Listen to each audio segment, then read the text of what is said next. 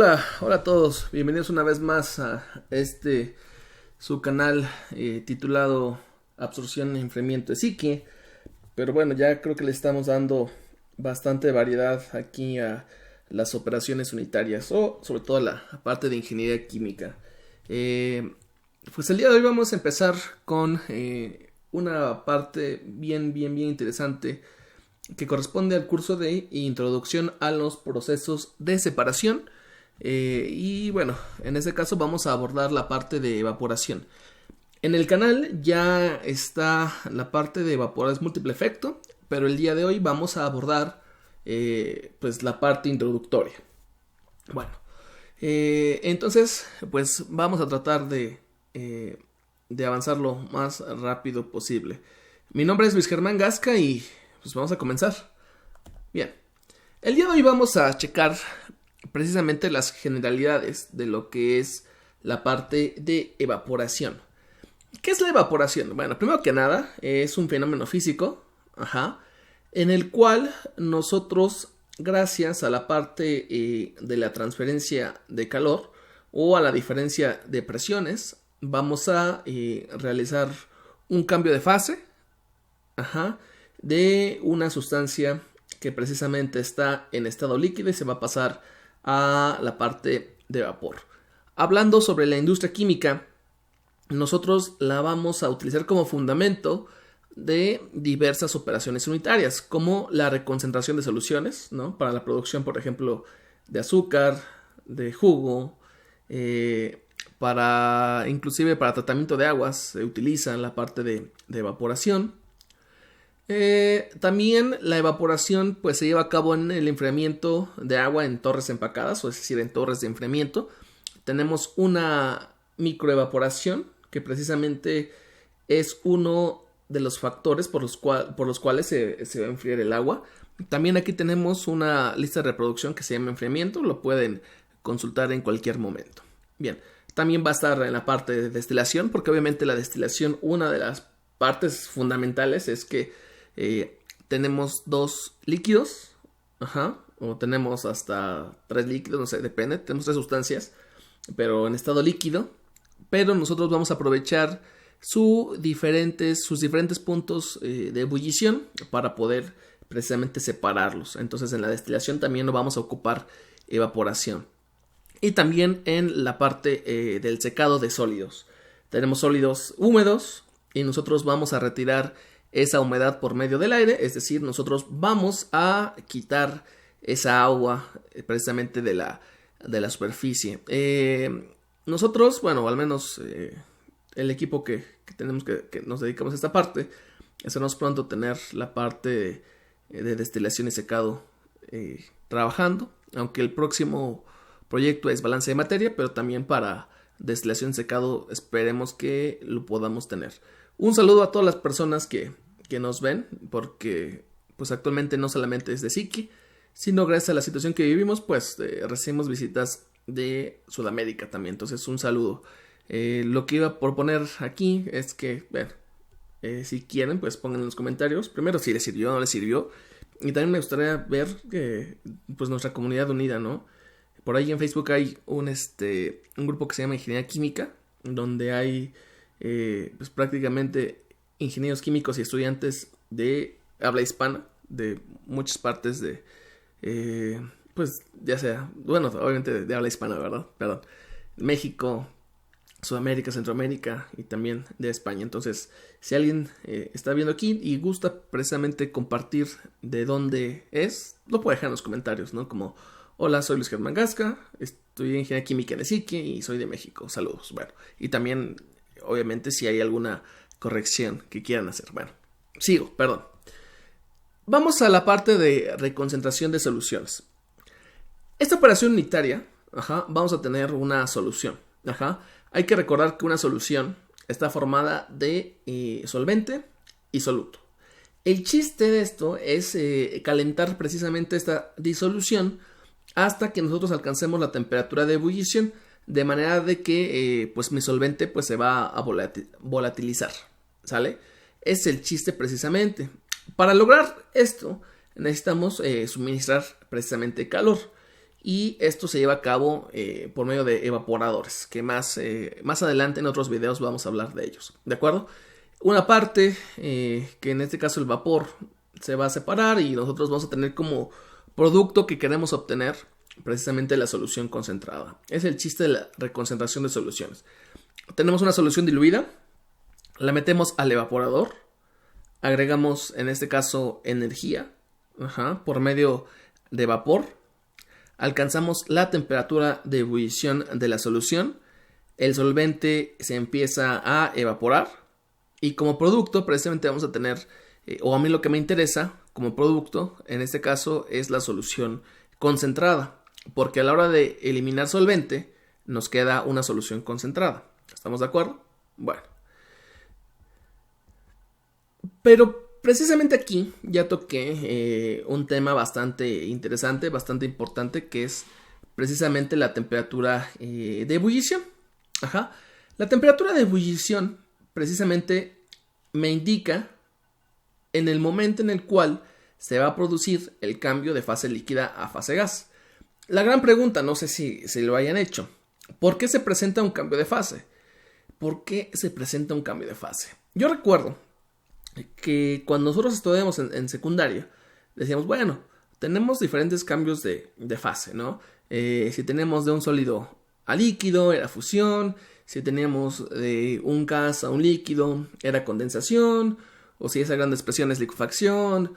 O si tenemos de sólido a gas es sublimación. Pero pues nada más nos decían cómo se llamaban precisamente esos cambios de fase, ¿no? No me interesaba a mí aprender el por qué.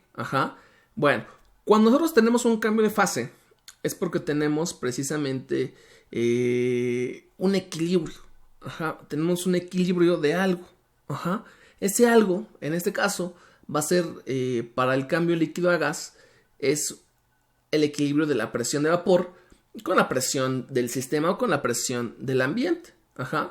Cada sustancia tiene a diferentes temperaturas diferentes presiones de vapor, en este caso.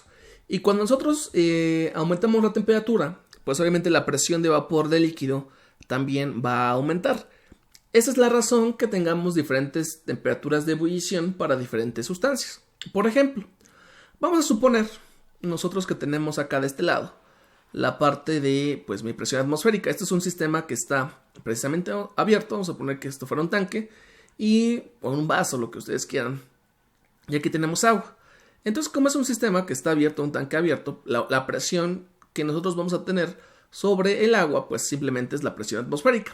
¿De acuerdo? Entonces, para que nosotros podamos tener un cambio de fase, nosotros tenemos que igualar la presión de vapor del líquido, que en este caso es del agua, con la presión atmosférica. En el momento que yo iguale las presiones atmosféricas con la presión atmosférica con la presión de vapor del líquido, entonces se va a empezar a presentar un cambio de fase. Forzosamente. Entonces vamos a imaginar a 20 grados, vamos a suponer que esto fuera una atmósfera. A una atmósfera y que yo tuviera el agua a 30 grados Celsius. A 30 grados Celsius posiblemente el agua no se evapora. Porque la presión de vapor del agua pues no se iguala con la presión atmosférica. Entonces lo que yo tengo que garantizar es que precisamente el agua tenga una temperatura a la cual tengamos una presión de vapor que se iguale con la presión atmosférica. Ahora, precisamente aquí es a lo que ya les expliqué, ¿no? Aquí, precisamente en esta diapositiva, dice, en el momento que la presión de vapor del líquido se iguala con la presión del sistema, pues vamos a tener un equilibrio en el cual vamos a tener un cambio de fase. De hecho, aquí dice que la temperatura ya no va a variar. Exactamente, ahorita les voy a explicar esta parte, ¿sale? Entonces, aquí vamos a esta parte. Supongamos que la presión atmosférica, como les comentaba, es 760 milímetros de mercurio. Entonces, para que yo tenga un equilibrio líquido-vapor, la presión de vapor del líquido tiene que valer al menos 760 milímetros de mercurio. Para que esto pueda suceder, yo debo de agregar energía. Entonces, las moléculas tienen que estarse moviendo de manera que puedan ejercer precisamente esta presión. Y hay que recordar que hay una propiedad que precisamente se llama temperatura. que hay que recordar también que es la energía cinética promedio de las moléculas, ¿no? Entonces, en el momento que yo alcance los 760 milímetros de mercurio de presión de vapor, la temperatura de este sistema ya no va a variar. Ahora, hay una pregunta muy fácil, y esto lo sabemos yo creo que como conocimiento empírico. ¿A qué temperatura ebulle el agua a una atmósfera? O a 760 milímetros de mercurio. Bueno, pues a una atmósfera el agua empieza a ebullir a los 100 grados Celsius. Ajá. Entonces, en el momento que yo tengo 100 grados precisamente Celsius, la presión de vapor del líquido alcanza precisamente un valor de 760 milímetros de mercurio. Entonces, en un sistema, precisamente, nosotros vamos a alcanzar precisamente el equilibrio a 100 grados Celsius. Y por más que yo agregue energía a la parte precisamente del líquido, y si el sistema está abierto de esta manera, la temperatura del agua ya no va a variar. Es decir, solamente puede variar hasta 100 grados Celsius, porque supongamos que, esa es una suposición porque no puede pasar. En el momento que yo llego a 100.5, la presión de vapor es diferente a 760. Vamos a suponer que fueran 780. Obviamente no es 780. Entonces, como son 780 y la presión atmosférica es 760, pues obviamente aquí pues voy a vencer a la presión atmosférica. Y como ya vencí a la presión atmosférica, pues obviamente voy a tener mi cambio de fase. Entonces, yo no puedo alcanzar una temperatura mayor a 100 grados Celsius, jamás, en un sistema que tengamos así. Ajá. Ahora, esto es fácil, porque yo lo sé por conocimiento empírico, ajá, que tenemos 100 grados Celsius. Pero, por ejemplo, ahorita vamos al ejemplo acá, antes de pasar al ejemplo, o otro ejemplo, quiero terminar de acotar esto. A la hora de que yo tengo los 100 grados Celsius precisamente aquí, ajá, mi presión de vapor es esta de acá, y entonces, como yo tengo un sistema que está precisamente abierto, pues parte del vapor se empieza a escapar, ajá, y entonces como estamos en equilibrio, pues obviamente el líquido tiene que precisamente, pues empezarse a tratar de reponer esta cantidad de vapor que yo ya estoy precisamente quitando, ¿no? O que se está escapando del sistema. Entonces, por eso, si yo un día dejo una cacerola en la estufa y se me olvida, voy a regresar y si alcanzo los 100 grados Celsius, yo ya no voy a precisamente a tener nada de aquí, porque toda el agua se va a evaporar. Sin embargo, obviamente, si aquí yo, por ejemplo, tapara el sistema, ajá, y por alguna manera yo dejo constante la presión, vamos a tener un equilibrio entre el vapor y el líquido. Y obviamente, a pesar de que dejamos a la misma cantidad de energía aquí, siempre va a haber una cantidad de vapor y siempre va a haber una cantidad de líquido. Ajá. Pero, pues obviamente esto no me sirve de nada. Entonces, digo, eso simplemente es un ejemplo del por qué, ¿no? Por ejemplo, yo hago ebullir precisamente las cosas. En el momento que yo llego a los 100 grados Celsius, hay un cambio de fase. Y si yo dejo así nada más a la intemperie, pues obviamente toda el agua que tenemos acá se va a convertir en vapor. Ajá. Pero aquí hay algo bien importante. Nosotros vamos a tener que este vapor va a ser un vapor precisamente saturado. Y nosotros vamos a tener aquí que este líquido de acá es un líquido saturado. Y la gran pregunta es, ¿a qué temperatura se encontrará el vapor? Quedamos en un principio que cuando yo logro alcanzar precisamente que la presión de vapor del líquido se iguale con la presión atmosférica, la temperatura ya no varía. Ajá. Y como la temperatura ya no varía, entonces quiere decir que el vapor saturado se encuentra a 100 grados Celsius. Obviamente después, ya por ejemplo en procesos como en generación de vapor de caldera, obviamente viene la parte de sobrecalentado y también se le puede ceder calor sensible al vapor. Pero en este caso es la manera más sencilla de poder explicar el fenómeno de la evaporación. Ajá. Nosotros debemos de alcanzar una temperatura para que precisamente pueda ganarle a la presión del sistema, en este caso la presión atmosférica, y en el momento que yo alcanzo esa presión, la temperatura ya no varía. Ajá. Por lo tanto, yo tengo un vapor saturado a la misma temperatura y un líquido saturado a la misma temperatura. La única diferencia, pues obviamente aquí, es el contenido energético. Ajá. Bueno, esto ya lo veremos después. Ahora, si yo tuviera esto, por ejemplo, presión de 585, que es una presión atmosférica, ajá. Esta es la presión más o menos que tenemos en la Ciudad de México. Y nosotros ya sabemos que es como 93. Ajá. Pero si te es ajena, ¿no? Por ejemplo, si tú tienes una presión de 650, de 600. ¿Cuál es la temperatura de ebullición? Porque también aquí esto es bien importante, ¿no? Normalmente tú tienes que encontrar a qué temperatura ebulle tu sustancia. Por ejemplo, en destilación tienes que checar, oye, bueno, ¿a qué temperatura ebulle? Pues depende a qué presión estés trabajando tu equipo, ¿no? En este caso, vamos a poner algo muy, muy, muy sencillo. Si yo tuviera una presión atmosférica de 1585, ¿a qué temperatura voy a alcanzar un equilibrio entre la presión de vapor y la presión atmosférica? Bueno. Ahora la gran pregunta es, ¿de dónde calculo la presión de vapor? Bueno, pues hay bastantes ecuaciones para encontrar la presión de vapor, como la ecuación de Antoine, pero también en el caso del agua y de otras sustancias también, tenemos diferentes tablas que vienen a partir de datos experimentales. Esas tablas se las voy a dejar en los comentarios, ¿de acuerdo? Y vamos a checar esto. Bueno, entonces precisamente estas tablas son las tablas de propiedades termodinámicas del agua, estos que vamos a utilizar aquí, porque en este caso pues vamos a trabajar soluciones precisamente con agua, ¿sale? Bueno, en esas tablas podemos observar las propiedades como la presión de vapor, obviamente la temperatura de saturación, el calor latente, la entalpía del vapor, la entalpía del líquido, pero esas que les voy a poner aquí son recopiladas del libro de evaporación en la industria, ¿de acuerdo? Del profesor Sierra Ochoa. Bien, son estas de acá. Bueno, yo creo que un día estos les voy a pasar a computadora, pero por lo menos es lo que tenemos aquí. Aquí tenemos la temperatura de vapor, es decir, la temperatura en la que se encuentra, en este caso, el vapor o el líquido, es igual aquí. La presión de vapor, la entalpía, el calor latente. Bien, entonces aquí lo que me va a interesar para este problema es a qué temperatura ebulle el agua cuando tenemos una presión atmosférica de 585. Bien, como es una sola sustancia, entonces pues no hay ningún problema, simplemente consultando estas tablas. Bien, por ejemplo, nada más para que vean cómo se utiliza. Si yo tengo una presión atmosférica de 0.233, entonces el agua ebulle a 63 grados Celsius. Si yo tengo una presión atmosférica de 0.3178, yo voy a tener una ebullición a 70 grados Celsius. Entonces, lo que yo necesito saber, por ejemplo, miren aquí, si se fijan, aquí son 100 grados Celsius. A 100 grados Celsius, pues tengo precisamente una atmósfera, ¿no? Bueno, en kilos son 1.033. Y obviamente aquí es lo que tengo que encontrar.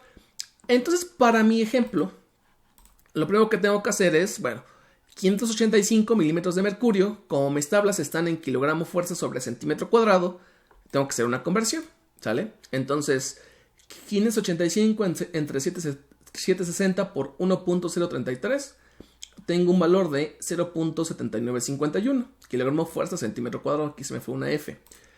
Y entonces voy a entrar a mis tablas.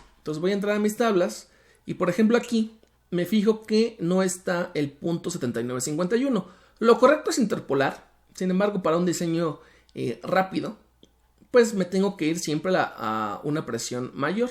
Ajá.